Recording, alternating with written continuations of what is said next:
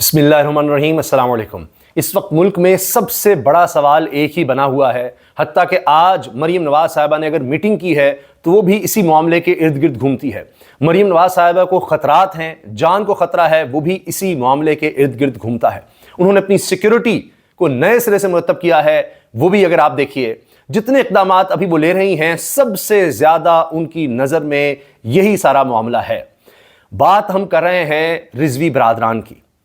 حکومت کا الگ موقف آیا، آئی جی نے بھی موقف دیا، ٹیلی ویژن پر کئی موقف چلے، بہت سی باتیں ہوئیں، لیکن اب ایک مستند ترین صحافی نے پہلی دفعہ اس طرح کی بات کی ہے کہ ان کے قریب ترین لوگوں سے رابطہ ہو گیا ہے، اور وہ کیا بتا رہے ہیں رضوی برادران کے بارے میں وہ میں آپ کے سامنے رکھتا ہوں کہ ہوا کیا ہے۔ نادر بلوچ اسلام آباد کے صحافی ہیں، اور کوئی بھی یہ چیلنج نہیں کر سکتا کہ جی نادر بلوچ مستند صحافی نہیں ہے، ایسی خبر دے دیتا ہے یا اس کی خبر بالکل غلط ثابت ہوتی ہے، ایسا نہیں ہے۔ اب نادر بلوچ صاحب کی چونکہ براہ راست بات ہوئی ہے تو اس لیے انہوں نے جو لکھا ہے میں آپ کے سامنے پڑھ رہا ہوں۔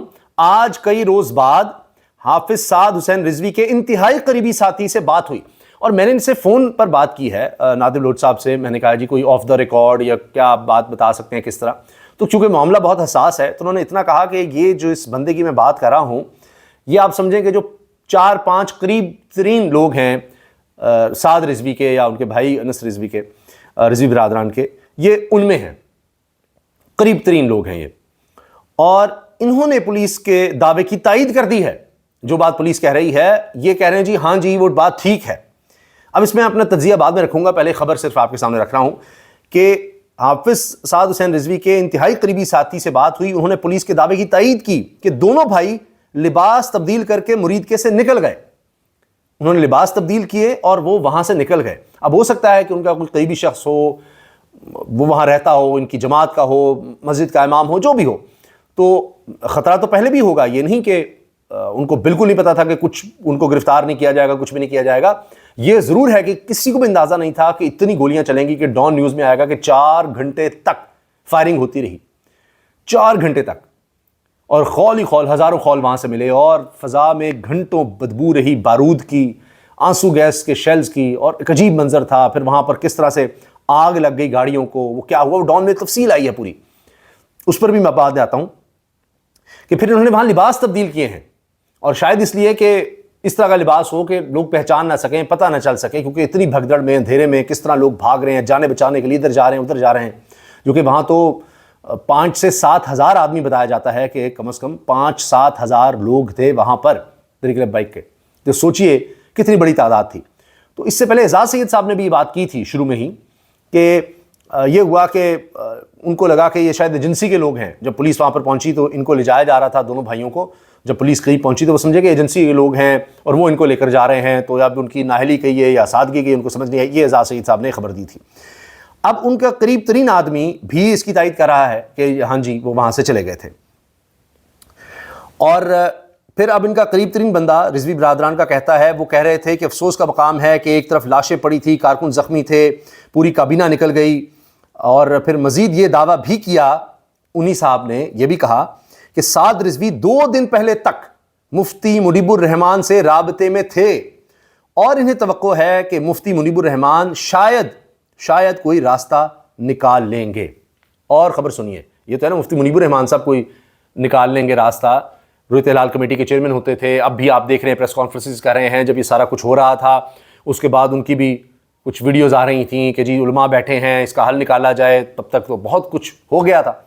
آج کی خبر سنیے، مفتی منیب الرحمان اور علامہ راغب نعیمی، یہ دونوں مریم نواز صاحبہ کے دائیں اور بائیں بیٹھے ہوئے ہیں۔ اہل سنت کے حوالے سے یہ بڑے نام ہیں، اور یہ دونوں مریم نواز صاحبہ کے دائیں بائیں بیٹھے ہیں، اور مریم نواز صاحبہ کہہ رہی ہیں کہ جی میں تو آپ سے سیکھتی ہوں، یہ کرتی ہوں، وہ کرتی ہوں، معاملہ یہ ہو گیا وہ ہو گیا۔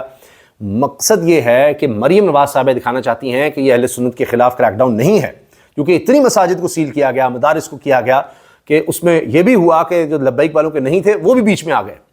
پھر جہاں کہیں لبیک لکھا ہوا ہے، لبیک یا رسول اللہ، وہ اتار دو، کہیں تاجدار ختم نبوت لکھا ہوا ہے اس کو اتار دو۔ تو وہ صرف انہی کے سلوگن تو نہیں ہیں، زیادہ انہوں نے اپنا لیے اور انہی سے جڑ گئے، لیکن یہ تو ویسے بھی ہیں۔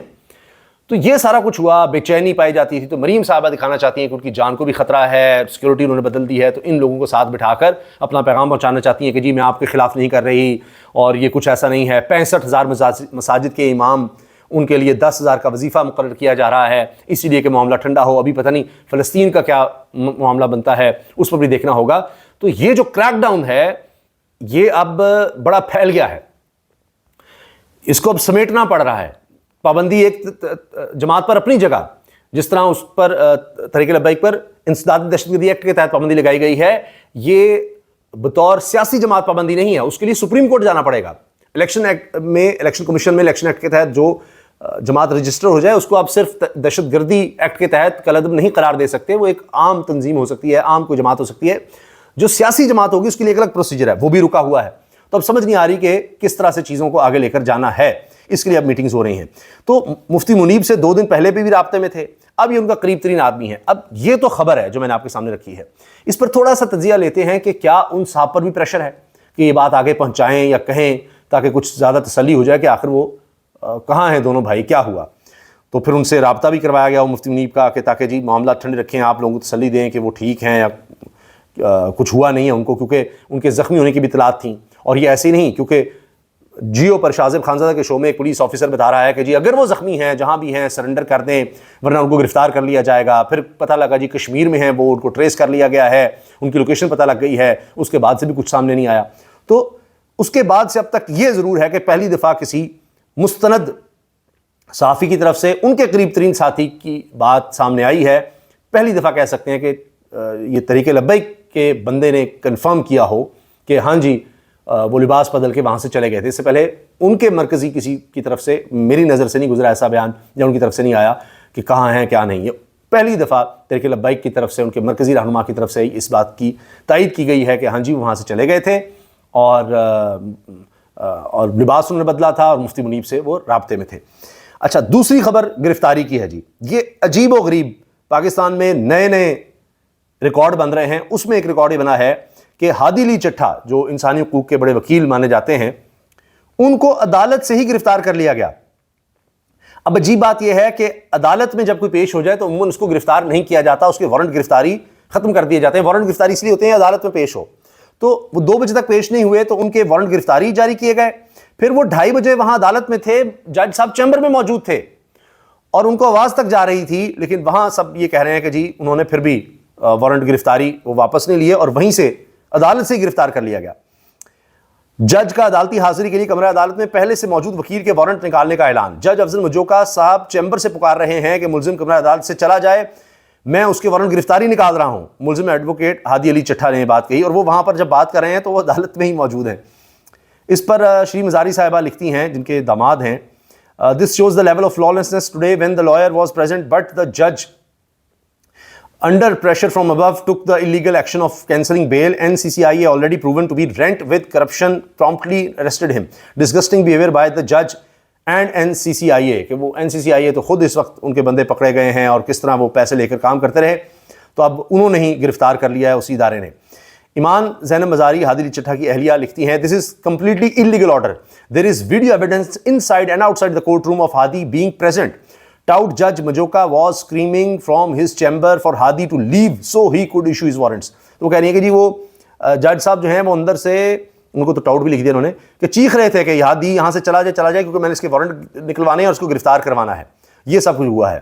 اور ایمان زینب لکھتی ہیں، my husband advocate Hadi has been arrested because Judge Majoka is insistent on committing misconduct. Hadi appeared in court today and despite his appearance, the tout judge ordered his arrest. کہہ رہے کہ جی وہ پیش بھی ہوئے پھر بھی ان کو گرفتار کر لیا گیا. متنازع ٹویٹ کیس میں ایڈوکیٹ ہادی علی چٹھا کو اسلام آباد کچہری سے اس وجہ سے گرفتار کر لیا گیا کیونکہ وہ آج عدالت طلبی پر 2 بجے پیش نہیں ہوئے. عدالت نے وارنٹ نکال دیے، پھر وہ 2:30 بجے پیش ہو گئے، لیکن وارنٹ منسوخ نہیں کیے گئے. حالانکہ ملزم کی عدالت پیشی پر منسوخ ہو جاتے ہیں کیونکہ یہ وارنٹ صرف عدالت پیشی یقینی بنانے کے لیے ہوتے ہیں. حیران کن ہے، ثاقب بشری صاحب لکھ رہے ہیں. اور یہ عجیب ہے، پہلے کبھی اس طرح نہیں دیکھا گیا، لیکن اب چونکہ ملک بہت ہی کسی خاص قانون اور آئین کے تحت چل رہا ہے تو اس لیے یہ سارا کچھ ہو رہا ہے. تو اس پر اب سب لوگ حیرانی کا اظہار کر رہے ہیں کہ ایسا ہوتا تو نہیں ہے کیونکہ وہ عدالت میں وارنٹ گرفتاری نکلنے کے چند منٹ بعد پیش ہو گئے. اس طرح عدالتی وارنٹ کا مقصد پورا ہو گیا کہ عدالت میں لاؤ اس کو. وہ عدالت میں آ گئے تھے. تو جب وہ پیش ہو گئے اور جج صاحب چیمبر میں موجود تھے، پھر بھی عدالت کی جانب سے وارنٹ منسوخ نہیں کیا گیا اور ایک وکیل کو عدالت کے باہر سے گرفتار کر لیا گیا. اب اس پر سب لوگ حیرانی کا اظہار کریں. مطیع اللہ جان بھی اس پہ لکھ رہے ہیں، سارے وہاں پر وکلاء بھی، صحافی بھی، سب اس پر بات کر رہے ہیں کہ یہ سب ہو کیا گیا ہے، کچھ سمجھ نہیں آ رہی. تو باقی تو سمجھ صرف اسی کی بات کی آتی ہے کہ جس کی لاٹھی اس کی بھینس ہے، بس یہی ہو رہا ہے یہاں پر. اللہ حافظ.